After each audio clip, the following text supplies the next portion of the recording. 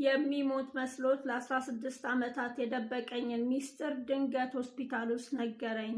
ነገሩ እንዲህ ነው። ከ19 ዓመት በፊት ኮተቤ አካባቢ ተከራይተን ከሁለት ሴት ልጆቼ ጋር ስንኖር አንዲት ጎረቤቴ ነበረች፣ ብቻዋን የምትኖር ነገር ግን ቤተሰብም ወዳጅም ጠይቋት የሚመጣ ሰው የሌላት።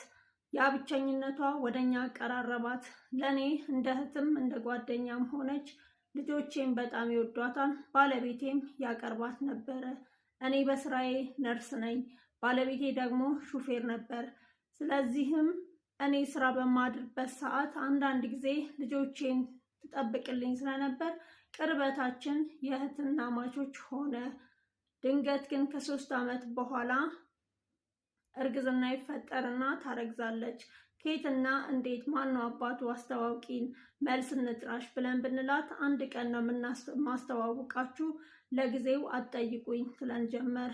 ስለ ቤተሰቦቿ ደግሞም ስለ ስራዋ ስትጠየቅ ስለማትወድ ያለችንን ነገር አምነን እሺ ብለን ደግሞም ብቸኛ ስለነበረች ልጅ ልትወልድ መሆኑ አስደስቶን በተስፋ ልጇን መጠበቅ ጀመርን።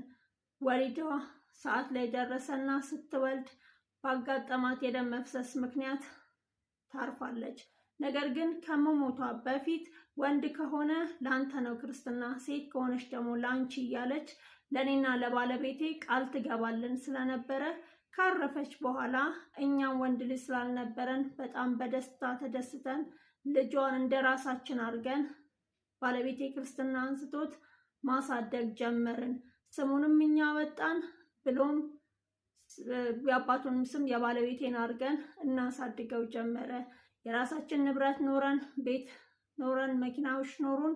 ባለቤቴ ቀድሞም ሹፍርና የሚሰራው የራሳችንን መኪና ክፍለ ሀገር እየተመላለሰ ስለነበረ ከጊዜያት በኋላ አሁን ከወራቶች በፊት መኪና አደጋ ይደርስበትና ሆስፒታል ያስገቡታል።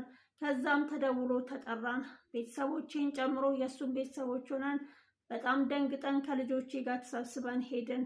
ብቻዬን አስጠርቶኝ የሚሞት መስሎት ለ16 ዓመታት የደበቀኝን ሚስጥር ልጁ የእሱ እንደሆነና እንደበደለኝ ይቅርታ እንዳረግለት ከልጆቻችን እኩል ያለውን ሁሉ ንብረት እንዳካፍለው ብሎም የልጆቼ ወንድም ትክክለኛ ወንድም እንደሆነ አረዳኝ።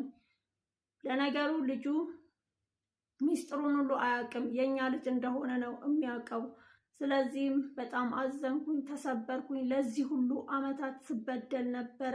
ሟችን መውቀስ አልችልም። በቁም ያለውን ባሌን ግን ይቅርታ ላደርግለት አልቻልኩም። ጸበል ከርሜ ነው